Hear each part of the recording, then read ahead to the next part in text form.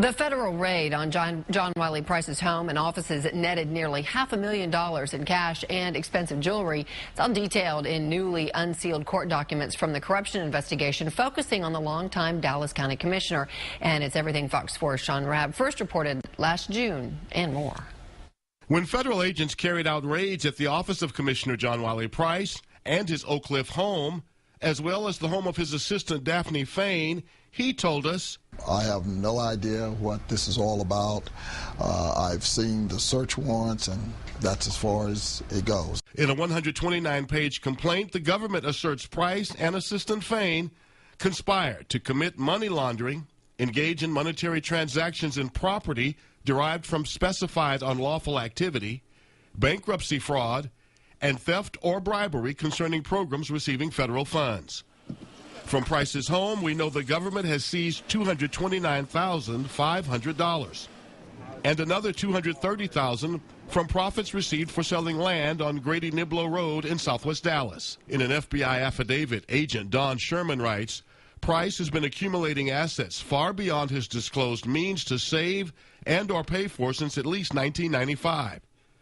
John Wiley Price and Daphne Fain conspired to hide certain assets of Price through the use of a bank account with a third party.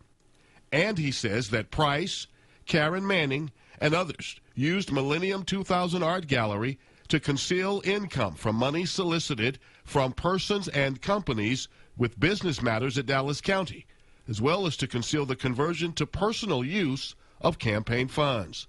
Commissioner Price did not return my call today.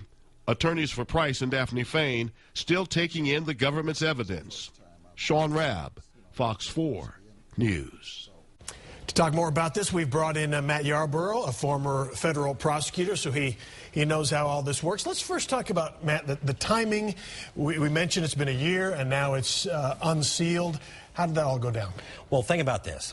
Mr. Price has not been charged yet. Right. So today, with so there's no discovery. No discovery started. No He's rules, not even charged with anything. Yep. No indictment. But today, the government's unsealed an affidavit, a 55-page affidavit that really sets out really what their case is about. A number of the transactions that Mr. Price has been involved in, going back to his bankruptcy of 1999. So it's been sealed, and it's interesting. There's a little political element to this because it talks about, you know, the request for unsealing came the day after the election, the day after Mr. Price was in the Democratic primary and won. And it's mentioned in here in the request to have it unsealed. It talks about, you know, the Texas primary is over, completed, and it's not going to, I think it essentially says that he's not worried about the Republican primary. Let's get this stuff out. And you say, up until this moment, we're reporting on the information in there. He and his attorneys didn't know the information either, and that's why they wanted to get this thing unsealed. Well, that's part of it, right? I mean, to a certain degree, he needs this amount of monies back. I'm sure he wants to pay for his counsel. Yeah, because of that, that's another thing we didn't mention. Because it was sealed, you're not allowed to even go after getting your stuff back. Well, these monies have been frozen by the federal government. They have access to them. So I'm sure his counsel wants access to the same monies for his prosecution or defense of that.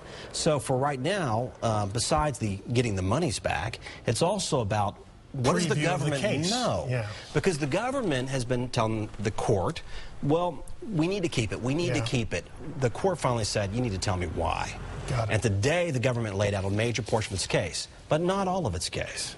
Probably doing interviews and all this kind of stuff, and those aren't in there. I do have a question. What this agent Don Sherman wrote about, and Sean talked about in his story, that seemingly John Wiley Price is spending more money than he made. Is that enough to convict a guy? I mean, in regular court, you got to prove that I did something wrong. Can you just say, here's what he made, here's all the stuff he's got, guilty? Well, no, but remember, we're not on a criminal proceeding yet. Mr. Price hasn't been indicted. This is a civil proceeding about who gets to keep the money pending if and when there is a criminal case. So the court's looking at a preponderance of the evidence. And this is powerful stuff for the court. And the agent set out very well the numerous voluminous transactions that have taken place during the period of time Mr. Price has claimed he's bankrupt. And you do say this is civil, but let's not be naive. It's seemingly headed in a criminal. Well, it's not naive at all. I mean, the first page of the thing says this is about bribery.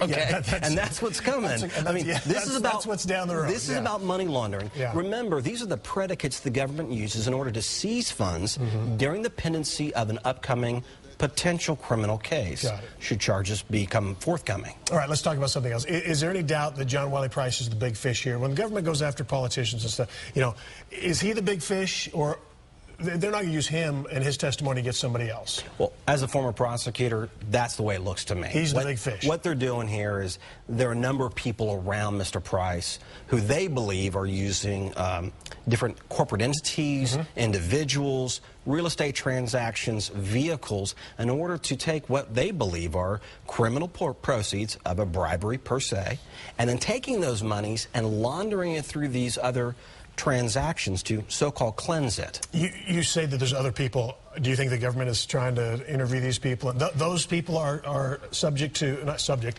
if they have enough evidence against them, they'll want to say, hey, you want to cut a deal and testify against the big fish? Potentially. The number of the individuals named in this, I'm sure, if they haven't cut a deal yet, the government will be looking down the road. The main point here is this is just the tip of the iceberg. We haven't seen the best stuff yet. Yeah, and we should say, I mean, no charges even. This is long way away. You say these things take years, 2, 3, 4 years. Yeah, these are very complicated public corruption type cases. And remember, this is what is typically called a quid pro quo. And at some point in time, some human beings got to get on the stand and explain the story. And that's where the real fight is. I'm sure Mr. Price's lawyers are ready for that fight. All right. Matt Yarbrough, thanks. Thank you, a lot. Steve. All right, stay with Fox 4 as we learn more about the investigation into Dallas County Commissioner John Wiley Price. When we know it, you'll find out right here on Fox 4.